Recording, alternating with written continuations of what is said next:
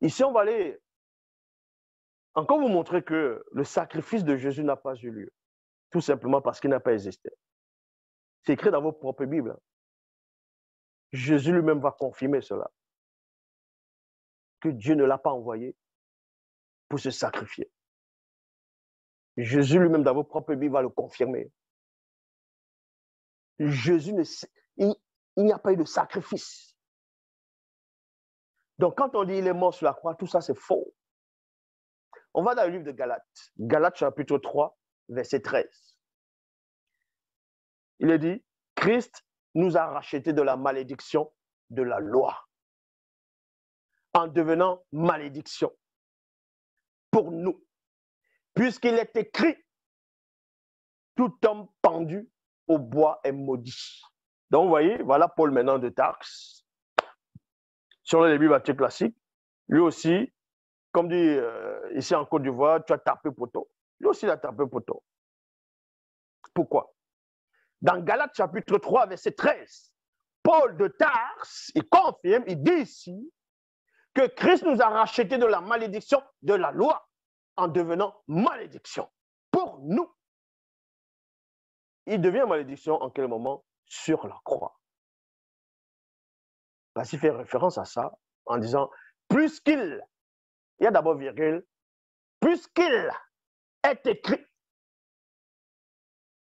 tout homme pendu au bois est maudit. Non mais sérieux, vous n'avez pas besoin de sortir d'Adva de Saint-Cyr pour comprendre la base même de ce que vous êtes en train de lire. Comment quelqu'un qui se dit, qui a, on va dire là, le Saint-Esprit s'appelle Paul de Tarse. Non, il ne s'appelle pas Paul de Tarse, il s'appelle Paul, sur les Bibles classiques, parce qu'il était de Tarse, de Tarsus. Il va dire que Jésus, dont le Christ a racheté, les a rachetés de la malédiction de la loi, en devenant malédiction pour eux, donc pour nous, puisqu'il est écrit. Donc, il montre l'objet de la malédiction, de comment Christ a fait pour être devenu malédiction pour vous. Et il va faire référence à l'écriture, que soi-disant Moïse aurait écrit pour certains. Regarde, Paul lui-même, il va même pas comprendre les écrits de Moïse. Paul lui-même ne comprend pas les écrits de Moïse. Parce que selon les Bibles, Moïse les a voilés. Quand il était au Sinaï, il descend, son visage brillait comme ça, pap, pap, pap, pap, pap. Après, il a couvert, il a mis le voile. Donc, selon Galates 3, 13, Jésus devient une malédiction parce que on l'aurait pendu sur le poteau. Parce qu'il est dit, tout homme pendu au bois est maudit.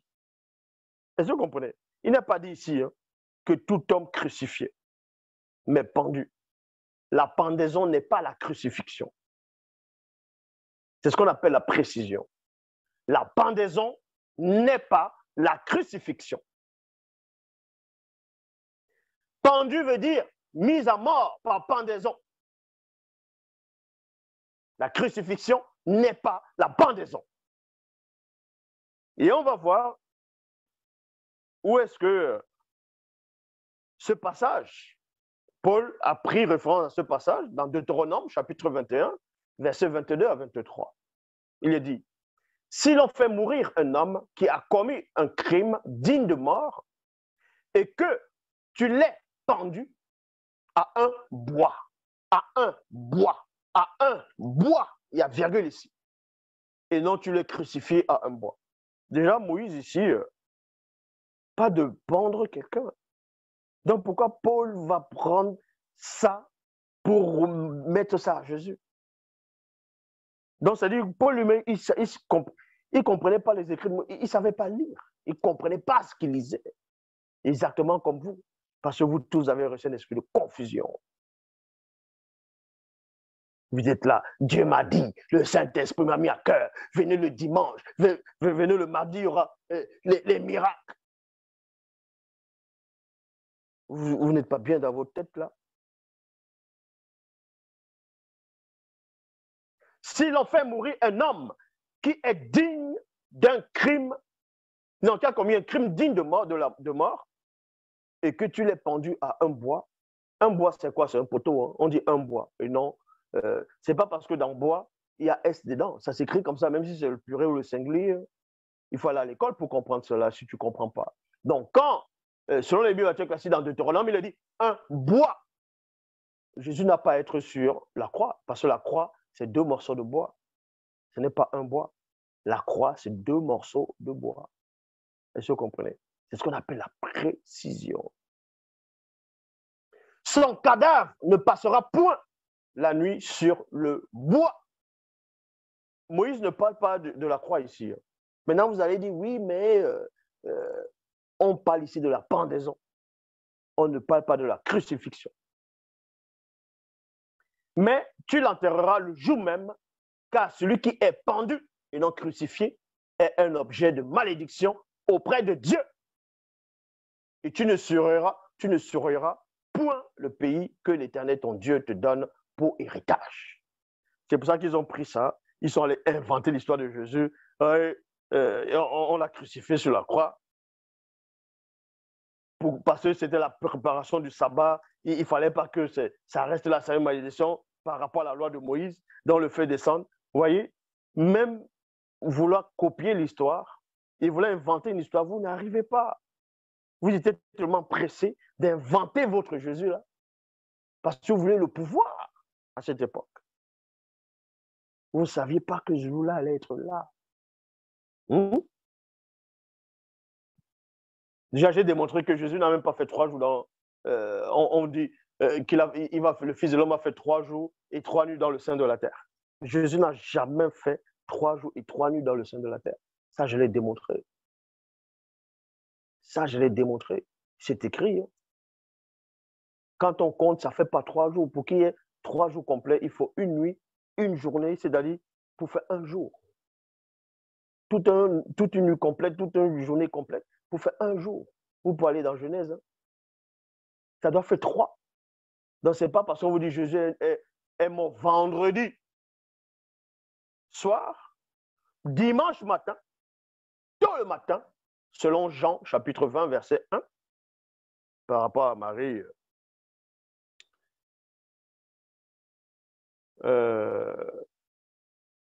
que forcément, ça va faire 3 jours. Parce qu'il n'y a que des attardés, des pauvres arrivistes qui vont dire ah non, vendredi, ils vont compter, il est mort vendredi, samedi, dimanche, ça fait 3 jours. Eh bien, ce n'est pas comme ça qu'on compte. Parce que Jésus, selon les bibliothèques classiques, n'est pas, on ne l'a pas crucifié, on va dire selon les bibliothèques classiques, jeudi soir. Hein. Toute la matinée de vendredi était déjà passée. Donc, il ne peut pas ressusciter le dimanche tôt le matin pour que ça fasse 3 jours. Même les auteurs de la Bible, des Bibles qui sont venus rédiger ça, ils ne pouvaient pas comprendre cela, puisque c'était des gens qui avaient des cerveaux primitifs.